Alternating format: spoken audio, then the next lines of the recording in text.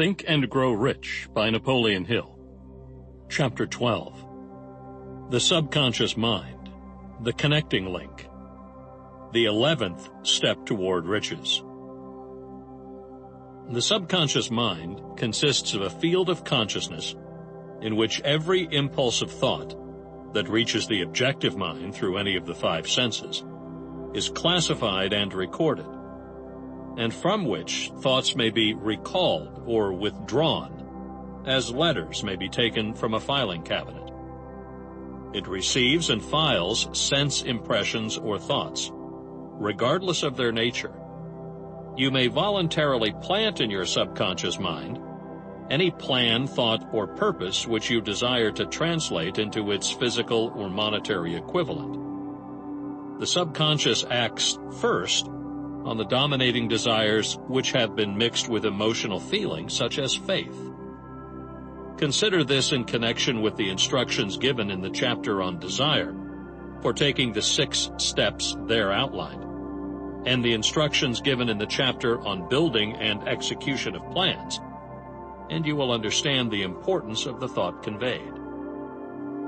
The subconscious mind works day and night. Through a method of procedure unknown to man, the subconscious mind draws upon the forces of infinite intelligence for the power with which it voluntarily transmutes one's desires into their physical equivalent, making use always of the most practical media by which this end may be accomplished. You cannot entirely control your subconscious mind, but you can voluntarily hand over to it any plan, desire, or purpose which you wish transformed into concrete form. Listen again to the instructions for using the subconscious mind in the chapter on autosuggestion. There is plenty of evidence to support the belief that the subconscious mind is the connecting link between the finite mind of man and infinite intelligence. It is the intermediary through which one may draw upon the forces of infinite intelligence at will. It alone contains the secret process by which mental impulses are modified and changed into their spiritual equivalent. It alone is the medium through which prayer may be transmitted to the source capable of answering prayer. The possibilities of creative effort connected with the subconscious mind are stupendous and imponderable. They inspire one with awe. I never approach the discussion of the subconscious mind without a feeling of littleness and inferiority, due perhaps to the fact that man's entire stock of knowledge on this subject is so pitifully limited. The very fact that the subconscious mind is the medium of communication between the thinking mind of man and infinite intelligence is of itself a thought which almost paralyzes one's reason. After you have accepted as a reality the existence of the subconscious mind and understand its possibilities as a medium for transmuting your desires into their physical or monetary equivalent, you will comprehend the full significance of the instructions given in the chapter on desire. You will also understand why you have been repeatedly admonished to make your desires clear and to reduce them to writing. You will also understand the necessity of persistence in carrying out these instructions. The 13 principles are the stimuli with which you acquire the ability to reach and to influence your subconscious mind. Do not become discouraged if you cannot do this upon the first attempt. Remember that the subconscious mind may be voluntarily directed only through habit, under the directions given in the chapter on faith. You have not yet had time to master faith. Be patient. Be persistent. A good many statements in the chapters on faith and autosuggestion will be repeated here for the benefit of your subconscious mind. Remember, your subconscious mind functions voluntarily, whether you make any effort to influence it or not. This naturally suggests to you that thoughts of fear and poverty and all negative thoughts serve as stimuli to your subconscious mind, unless you master these impulses and give it more desirable food on which it may feed. The subconscious mind will not remain idle. If you fail to plant desires in your subconscious mind, it will feed upon the thoughts which reach it as the result of your neglect. We have already explained that thought impulses, both negative and positive, are reaching the subconscious mind continuously from the 4 sources which were mentioned in the chapter on sex transmutation. For the present, it is sufficient if you remember that you are living daily in the midst of all manner of thought impulses which are reaching your subconscious mind without your knowledge. Some of these impulses are negative, some are positive. You are now engaged in trying to help shut off the flow of negative impulses and to aid in voluntarily influencing your subconscious mind through positive impulses of desire. When you achieve this, you will possess the key which unlocks the door to your subconscious mind. Moreover, you will control that door so completely that no undesirable thought may influence your subconscious mind. Everything which man creates begins in the form of a thought impulse. Man can create nothing which he does not first conceive in thought. Through the aid of the imagination, thought impulses may be assembled into plans. The imagination, when under control, may be used for the creation of plans or purposes that lead to success in one's chosen occupation. All thought impulses intended for transmutation into their physical equivalent, voluntarily planted in the subconscious mind, must pass through the imagination and be mixed with faith. The mixing of faith with a plan or purpose intended for submission to the subconscious mind may be done only through the imagination.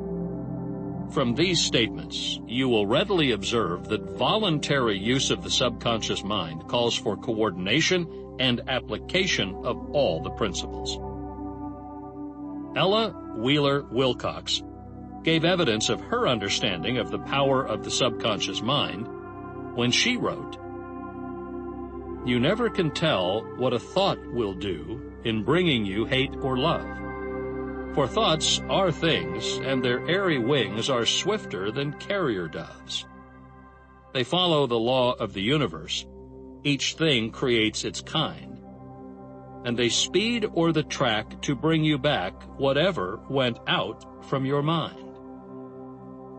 Mrs. Wilcox understood the truth, that thoughts which go out from one's mind also embed themselves deeply in one's subconscious mind, where they serve as a magnet, pattern, or blueprint by which the subconscious mind is influenced while translating them into their physical equivalent.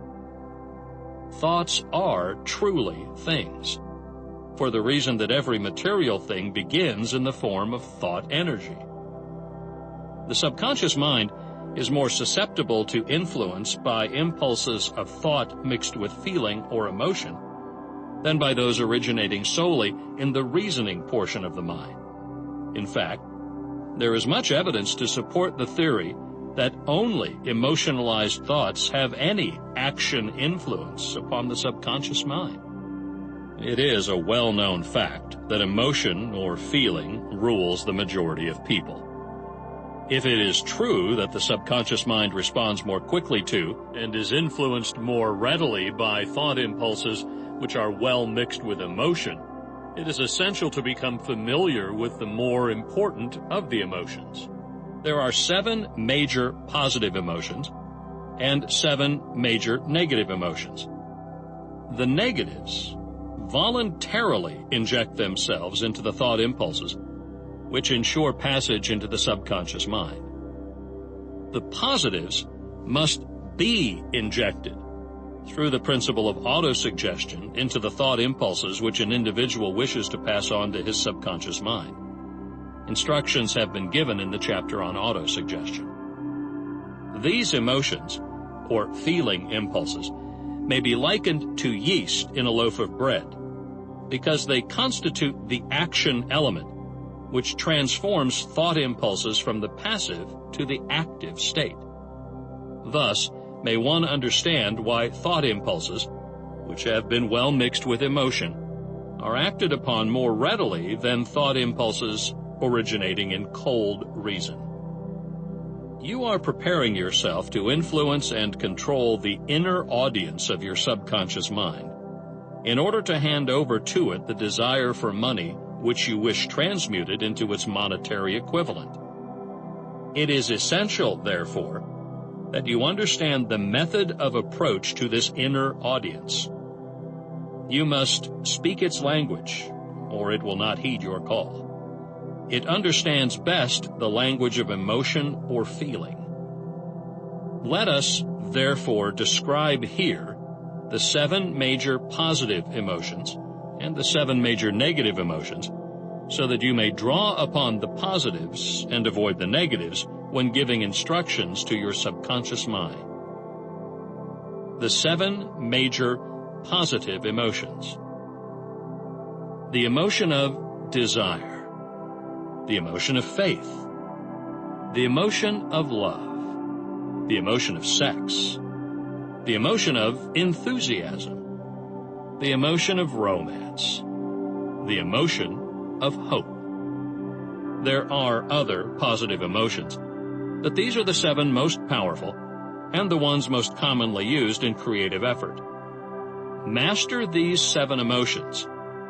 They can be mastered only by use, and the other positive emotions will be at your command when you need them. Remember in this connection that you are studying a book which is intended to help you develop a money consciousness by filling your mind with positive emotions. One does not become money conscious by filling one's mind with negative emotions. The 7 major negative emotions to be avoided. The emotion of fear, the emotion of jealousy, the emotion of hatred, the emotion of revenge, the emotion of greed, the emotion of superstition, the emotion of anger. Positive and negative emotions cannot occupy the mind at the same time. One or the other must dominate. It is your responsibility to make sure that positive emotions constitute the dominating influence of your mind. Here, the law of habit will come to your aid. Form the habit of applying and using the positive emotions. Eventually, they will dominate your mind so completely that the negatives cannot enter it. Only by following these instructions literally and continuously can you gain control over your subconscious mind. The presence of a single negative in your conscious mind is sufficient to destroy all chances of constructive aid from your subconscious mind. If you are an observing person, you must have noticed that most people resort to prayer only after everything else has failed, or else they pray by a ritual of meaningless words. And because it is a fact that most people who pray do so only after everything else has failed, they go to prayer with their minds filled with fear and doubt, which are the emotions the subconscious mind acts upon and passes on to infinite intelligence. Likewise, that is the emotion which infinite intelligence receives and acts upon. If you pray for a thing, but have fear as you pray, that you may not receive it or that your prayer will not be acted upon by infinite intelligence, your prayer will have been in vain. Prayer does sometimes result in the realization of that for which one prays. If you have ever had the experience of receiving that for which you prayed, go back in your memory and recall your actual state of mind while you were praying, and you will know for sure that the theory here described is more than a theory.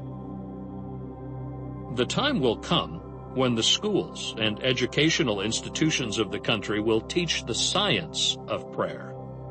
Moreover, then, prayer may be and will be reduced to a science. When that time comes, it will come as soon as mankind is ready for it and demands it. No one will approach the universal mind in a state of fear. for the very good reason that there will be no such emotion as fear. Ignorance, superstition, and false teaching will have disappeared, and man will have attained his true status as a child of infinite intelligence. A few have already attained this blessing. If you believe this prophecy is far-fetched, take a look at the human race in retrospect. Less than 100 years ago, men believed the lightning to be evidence of the wrath of God and feared it. Now, thanks to the power of faith, men have harnessed the lightning and made it turn the wheels of industry. Much less than 100 years ago, men believed the space between the planets to be nothing but a great void, a stretch of dead nothingness. Now, thanks to this same power of faith, men know that far from being either dead or a void, the space between the planets is very much alive, that it is the highest form of vibration known, excepting perhaps the vibration of thought. Moreover, men know that this living, pulsating, vibrating energy which permeates every atom of matter and fills every niche of space connects every human brain with every other human brain. What reason have men to believe that this same energy does not connect every human brain with infinite intelligence? There are no toll gates between the finite mind of man and infinite intelligence. The communication costs nothing except patience, faith, persistence, understanding, and a sincere desire to communicate. Moreover, the approach can be made only by the individual himself. Paid prayers are worthless. Infinite intelligence does no business by proxy. You either go direct, or you do not communicate. You may buy prayer books and repeat them until the day of your doom without avail. Thoughts which you wish to communicate to infinite intelligence must undergo transformation, such as can be given only through your own subconscious mind. The method by which you may communicate with infinite intelligence is very similar to that through which the vibration of sound is communicated by radio. If you understand the working principle of radio, you of course know that sound cannot be communicated through the ether until it has been stepped up or changed into a rate of vibration which the human ear cannot detect. The radio sending station picks up the sound of the human voice and scrambles or modifies it by stepping up the vibration millions of times.